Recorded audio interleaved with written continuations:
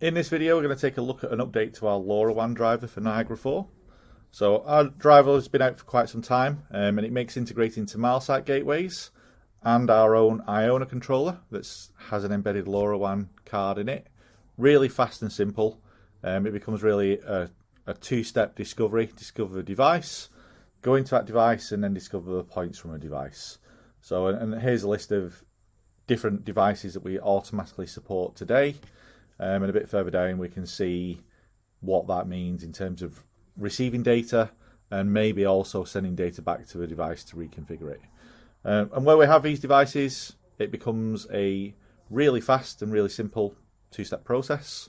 So if I went to my Iona here, I'm going to press discover. It's already set up. I can see the devices that are available.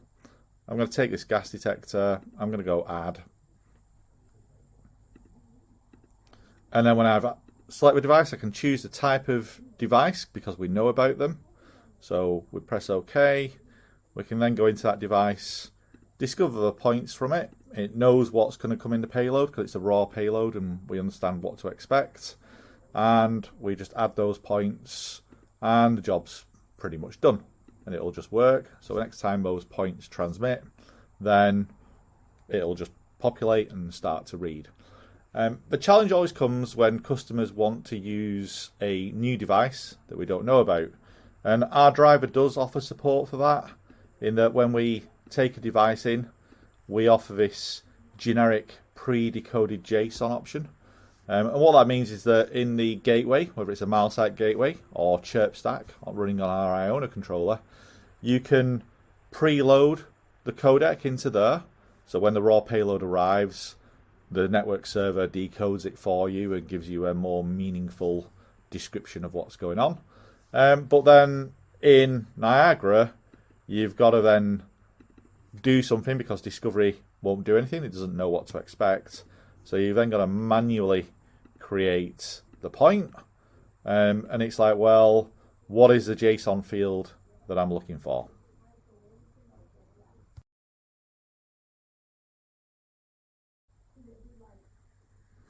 And understanding what this JSON field is can be a bit of a challenge because it's quite a software-y programmer skill to understand what's going on. So if we just go to MileSite's GitHub site and we find a device that we're looking for. So again, I'm going to go and look for my gas sensor here, and we've got the decoder, and then we've got this decoder information here. And MileSite do an incredibly great job with their decoders because they are very comprehensive. They tell you how they work for different network servers. So Chirp Stack, the Things Network, other ones are available. And then within this document, we can go and see what the items are that we're interested in. So if we keep scrolling down, we can see there's the battery, there's the temperature. And it's like, well, what is it I'm looking for? Is it just temperature? Or maybe it's a little bit more complicated because it's within an array and it might be object.temperature or data.temperature. And it's all a little bit confusing maybe unless you're super familiar with these payloads. And some engineers, they're just not particularly interested in getting into this level of detail because it's, where do you start? And it's time on site, and it might cost me an hour or 2 hours, and at the end of the day, it might still not be working. So we've looked at this and we've gone, well, how can we simplify this for people to make it really fast, simple, and easy to implement as it is with the devices that we automatically support?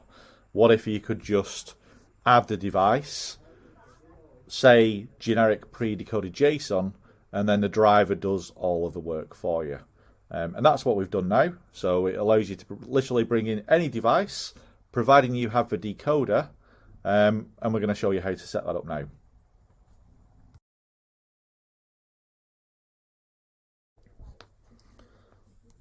So we're going to take this decoder and we're going to make it just work with our driver. So I'm just going to select the decoder and copy it out.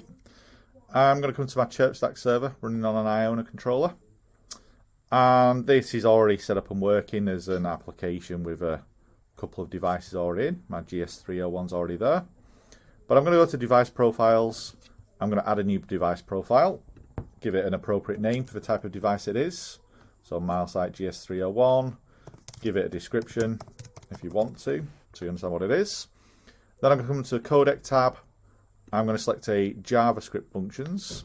I'm going to get rid of this stuff that's already there.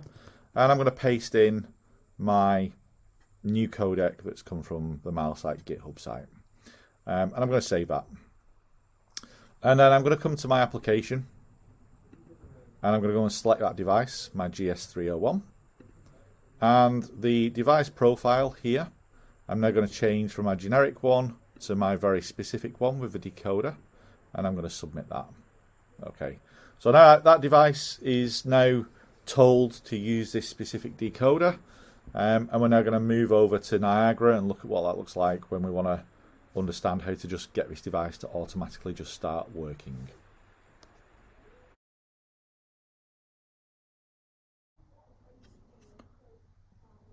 Okay, so I'm back in my Niagara station, drivers, the LoRa WAN driver. I'm just going to press discover to go and learn what devices are actually available in the server. So there's our gas detector. I'm going to go and add this. I'm going to leave it as generic pre-decoded JSON. And historically, like I said, you would have to know what the payloads are. So you'd have to manually add the point and then understand what JSON field you want to get, which is a bit of a challenge to work it out. A lot of trial and error, costs you a lot of time. So the change that we've made is that we've added a learning mode function to the device. So I'm going to right click on the device, go to actions, start the learning mode, which has now gone to true. And then what that means is the next time that a payload arrives from the device, so the device will wake up every minute, report to the server, ChirpStack will then forward that into Niagara, and then when that happens, the driver is just going to build the points for us automatically. Now, with this, you might get a lot of points being created. Once that first payload has arrived, the learning mode will stop automatically. It'll just turn off.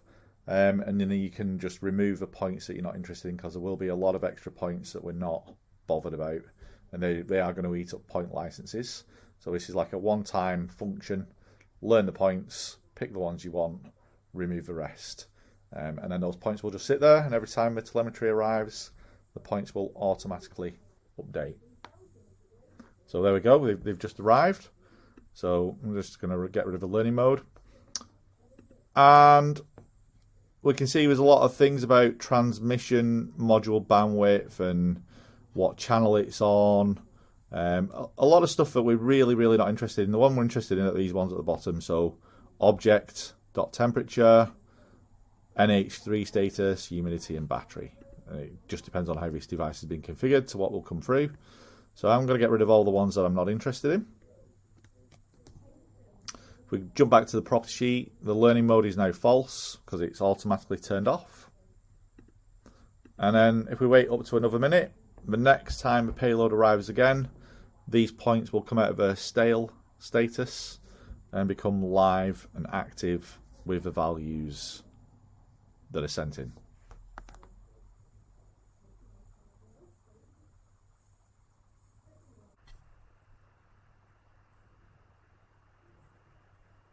So there we can see that those points have come out of the stale mode. We've got the temperature, the humidity, the battery, the sensor status. There may be more things. It just depends on how I set the sensor up. If they're not turned on in the sensor, they won't come through. But again, if we've missed something, we can just go to that device, turn the learning mode back on. And then the next time the next payload arrives, again, it'll recreate those missing points, and you can pick and choose what you want to add. But it kind of really simplifies the process in that historically you would have always had to add that decoder and add it in. We're just removing a step where you've got to look at that decoder, understand the structure, how to decode it and get the specific piece of information that you want out, and we're just providing you that straight automatically created as points in Niagara. You obviously just want to be careful because it will create a lot of points. When you delete those points, you're not going to get your licenses back until you restart the station. But for initial setup, If I had 10 of these devices now, I can just duplicate this device and then change the device UI. So the correct one is in the driver and it will just start to work.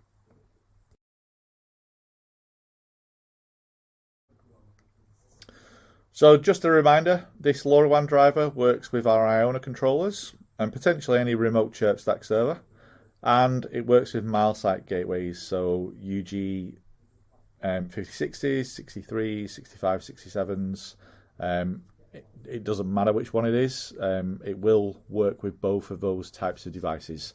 And the way we work this is that if you're sourcing your LoRa WAN devices from us, you get the driver for free. We will license it for the devices and the points that you're purchasing from us as an inclusive part of the device purchase. If you're sourcing your devices from elsewhere, that's absolutely fine. This driver is available to purchase for anybody. Like I said, if you're just doing MileSite and that's what you want to use, that's fine. You're using MileSite devices, again, that's fine. You can obviously do the backnet export, but this just makes integration really fast and simple. It's literally discover the devices, discover the points out of devices if they're automatically supported, or just turn on learn mode and all the points will be pre-populated for you in the driver.